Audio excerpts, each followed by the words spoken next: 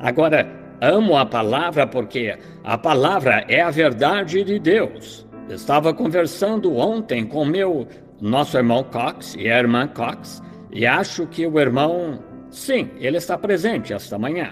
Não sei se a irmã Cox está ou não, mas estávamos comentando sobre algumas coisas da vida cristã, como os cristãos geralmente fazem quando se reúnem. E no comentário surgiu o assunto de falar contra outros concidadãos do reino, como às vezes ouvimos em programas de rádio que falam duro contra outros e citam nomes e dizem que não são cristãos e assim por diante.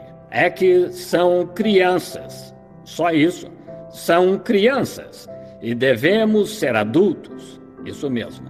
E assim, adultos não falam desse jeito.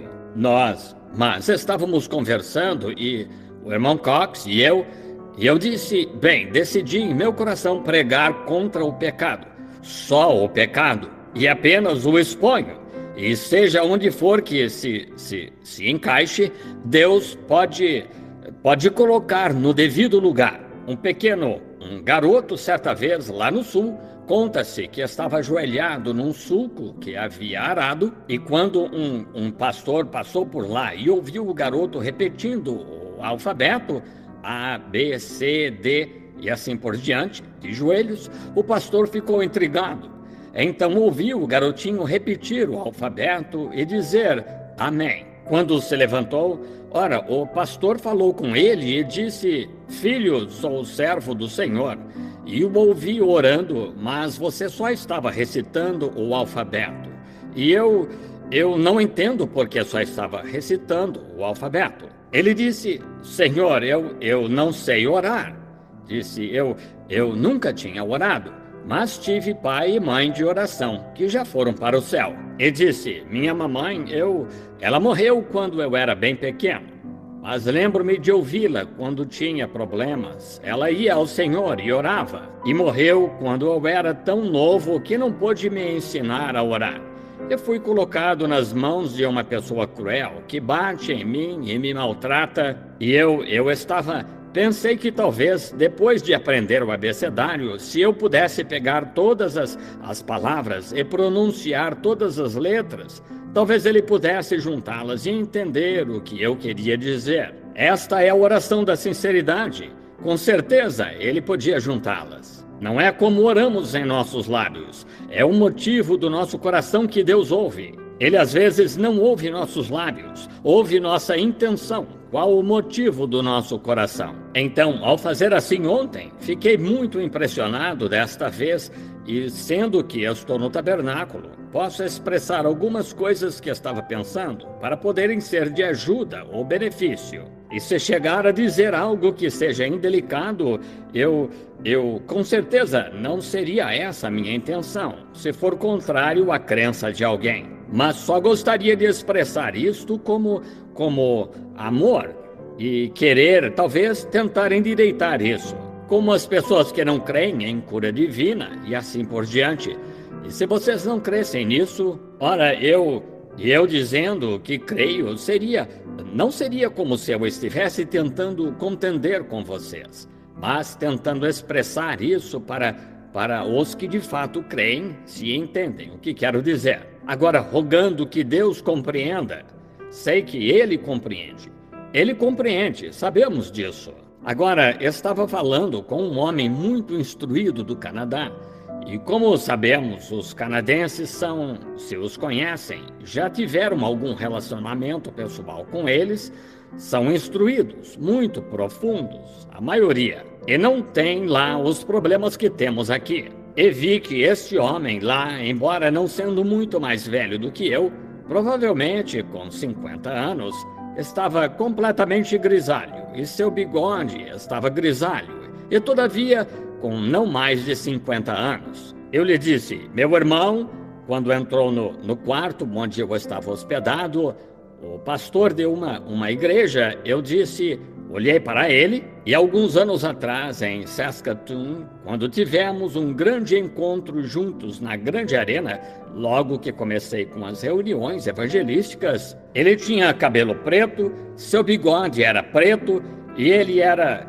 tinha 2 filhas jovens e estão casadas agora e têm filhos. Então eu disse no coração: "Oh, o que aconteceu?" Ele disse: "Irmão Branham, uns 2 anos atrás, pensei que talvez o senhor tivesse me chamado aos Estados Unidos para trabalhar." Disse: "Fui para a costa oeste e entrei em contato com um certo programa de rádio de alcance nacional." E disse: "Quando vi a desonestidade deles fazendo mau uso do dinheiro que lhes era enviado," disse, "como cristão não pude ficar mais lá.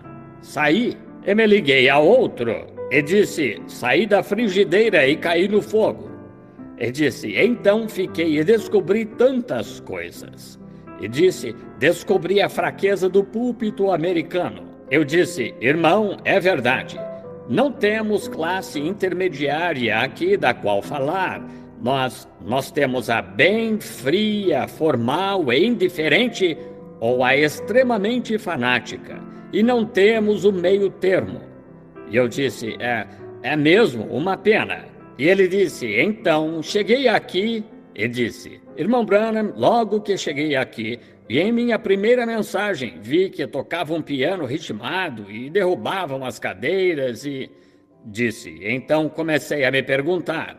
E disse: "Então, em meio a tudo isso, tentei pregar o evangelho só na palavra e, quando o fiz," disse, "eu houve outra coisa. Após algum tempo, o Senhor me permitiu abrir caminho até a unção e trouxe o Espírito Santo entrou em nosso meio com um amor e a paz de Deus começou a fluir pelo edifício." E disse: "Então," eu disse, "agora o Espírito Santo está aqui. Vamos adorar o Senhor e concentrar nossa vida em Deus." E disse: "Um jovem que mal tinha sabedoria suficiente para entrar pela porta, correu até o púlpito, disse: 'Amém, pregador, é isso mesmo, veja, gotejou azeite de minhas mãos a manhã toda. Aleluia! Deixe as pessoas subirem aqui e pegarei este azeite da unção para a cura." Ele disse: "Irmão Branham," eu disse, "meu filho, ache um lugar e sente-se." Ele disse: "Sabe o que aconteceu? O presbítero presidente me disse: 'Ache você um lugar e sente-se.'" Ele disse: Como pode o irmão ou os pregadores que tentam manter essa posição entre os 2 fanáticos equilibrar a carga?" Eu disse: "Somente a graça de Deus." "Oh, que posição!" E o homem colocou as mãos no rosto e chorou até minha esposa e eu lá de pé, e as lágrimas pingando nas pernas de sua calça. Ele disse: "Irmão Branham, vou para Saskatoon para sair desta confusão de espírito maligno." Eu disse: "É verdade. Os grupos sociais e intelectuais americanos têm ficado de tal modo contra o outro grupo, e o outro grupo correu para coisas fantásticas, a ponto de ser difícil ao verdadeiro evangelho achar um ponto para abordar e ter preeminência. Mas quando saí de casa, falando com o irmão Cox, vindo para cá, ele não sabe de nada disto, sentado aqui. Na estrada eu disse: 'Senhor, como isso é verdade, e como tem sido difícil tentar levar o verdadeiro evangelho ao povo, puxando dos 2 lados e tentando ficar no meio do caminho, como temos combatido desde a hora em que a pedra fundamental foi assentada.' Estão vendo? Agora, e alguns," eu disse, "e quanto a estes americanos aqui, que acontecerá com eles?" E parece que algo falou comigo e disse: "O que tu estás fazendo? Que te importa? Segue-me tu." Então a visão do dia em que assentei a pedra fundamental voltou à mente.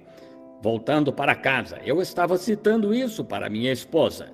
"Quantos se lembram da visão na manhã da pedra fundamental?" Está bem ali na pedra fundamental agora, 23 anos atrás, acho. Eu estava andando aqui do outro lado da rua certa manhã, por volta das 7 horas em junho, quando a pedra fundamental foi assentada.